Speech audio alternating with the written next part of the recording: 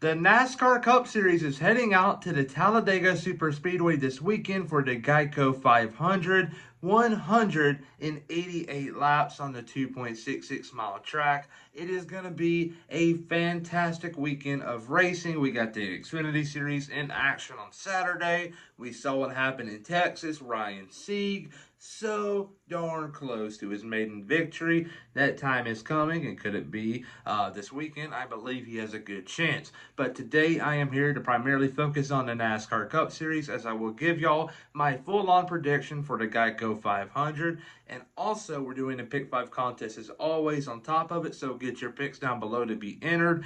4 for 5, you get an unsigned hero card. And if you go 5 for 5, you get an autographed hero card of your choice. So get your picks down below, and who knows, you may win a prize. Enough said here, and on to the intro we go.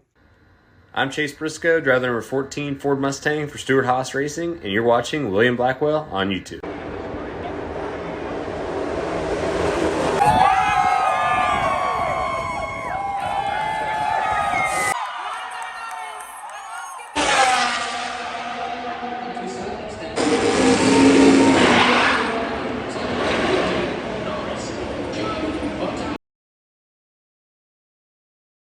This past weekend, the NASCAR Cup Series went out to the Texas Motor Speedway to race there in the Echo Park 400. And I will tell you this, and this is my personal opinion. I may receive a lot of hate, but you're entitled to your own opinion. But I believe, yes, it was very nice for the NASCAR Cup Series to go to a track where it suits the car's bodies. Short track. Racing, yeah, it's a big deal. That's how a lot of drivers get into NASCAR, if you will.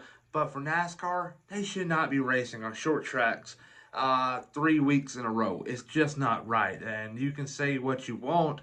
The stats don't lie. Overtaking is at a minimum. It's all dependent on qualifying, and NASCAR is wanting to veer away from the Formula One side of things to where if you have a bad day on Saturday in qualifying, you can make it up on Sunday, but at short tracks, it is not possible these days, if you will. So I believe NASCAR is running into a similar situation in which they did with road courses a couple of years ago. They had 1 or 2 good races, and they said, you know what? We may need to add on a few more. Right now, we got way too many road courses on the schedule, and I don't see them doing anything anytime soon. They're just going to have to deal with it, and short tracks is getting that way. We saw them move the championship race to Phoenix, and that right there is the biggest loss in NASCAR history, in my opinion, because Homestead was a great host, and Phoenix is a horrible track. You cannot pass there.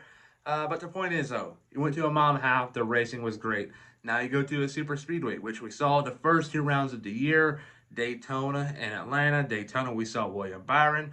In Atlanta, we saw Daniel Suarez. That what they have in common is that there are 2 Chevys. I think that trend comes to an end this weekend.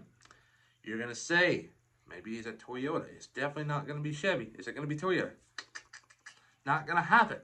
The manufacturer that is going to go to victory lane this weekend, I believe in both Xfinity, but also in Cup. It's going to be their first time, actually, this year in victory lane, and it's going to be a Ford driver by the name of Brad Keselowski, because Ford hasn't won in any NASCAR National Series this year. They haven't won in trucks, they haven't won in Xfinity, and they haven't won in Cup. And that all changes this weekend. I believe Riley Herbst will win the Xfinity race in Talladega, and I believe Brad Keselowski will get his first career win as a team owner at RFK Racing in the 6 car. It is long overdue, and I really thought there was a chance that it was going to happen at the end of the Texas race. If he would have got by the 9 car Chase Elliott when his tires are much more efficient and fresher, if you will, with about 20 to go. Dirty air played a big factor in that. If he would have got by that 9 car, I believe he would have chased down that 11 car, and that 11 car wasn't good at adapting different lines, if you will. He can ride the top, but he really couldn't go low. He couldn't ride the bottom at all. Keselowski could, and I believe Keselowski would have actually eased on by him. But Elliott was in the way, and things happened. Elliott got the win. But I believe Keselowski will bounce back and get a win this weekend. He had a runner-up past week, so 2-1 this week is his finishing positions transitions. But there you go there. Todd Gilliland. Horrible week in Texas. Finishing 31st or 32nd place, if I'm not mistaken. And at a moment in the race, he was actually running P4. That right there is pretty darn impressive by Mr. Gilliland. But things happened towards the end of the race. He was definitely in line to get a top 20 finish.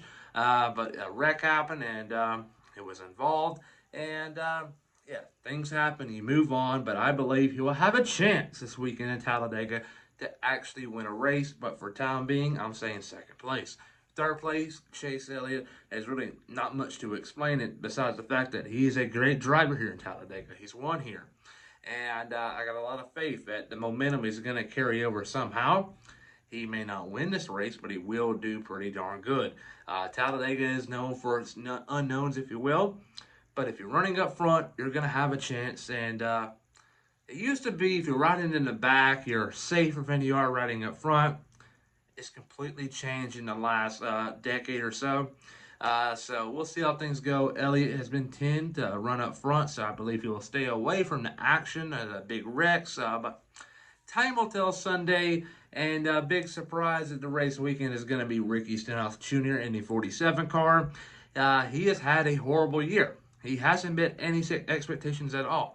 He has been piss poor at best, and it's not good at all. Last year, he was a playoff contender, winning Daytona. And people could say, yeah, that was a fluke win. But as the season went on, he backed it up, top 15, here and there. Like, he was consistent. This year is nowhere to be found. The consistency is at a bare minimum.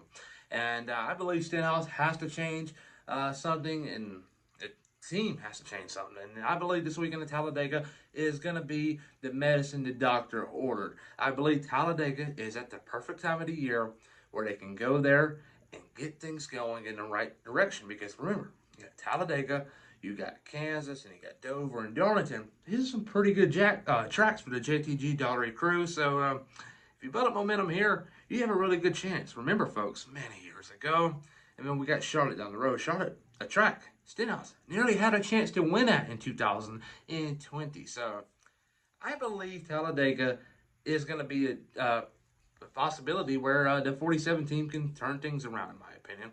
But enough said there. Big flop is going to be Kyle Larson. Kyle Larson is god-awful at super speedway racing. I don't care what machinery he's in. He's not going to do good. Plain and simple. So don't put your money on him if you're betting. But if you are betting, bet to stay another night if you're going to the race, because the weather forecast for Sunday, 7 days in advance of filming this on a Sunday night, is not looking good at all. Yeah, a week from now, yeah, it's hard to predict, but usually, though, when it's above 80%, you kind of believe there's a legitimate chance of rain that day. So I'm kind of optimistic, but we're 7 days out, so we don't know what's going to happen. But I'm optimistic things will clear up as the week progresses. But for the time being, 80% chance of rain. Not looking good for Cup, but Saturday is going to be a very nice, pleasant day if we're at the track. But hopefully the weather clears up. But there you go. Brad Keselowski gets career win #1 as a team owner for RFK Racing. And Todd Gilliland second. Chase Elliott third. Big surprise will be Ricky Stenhouse Jr. And big flop will be Kyle Larson. Please like and subscribe.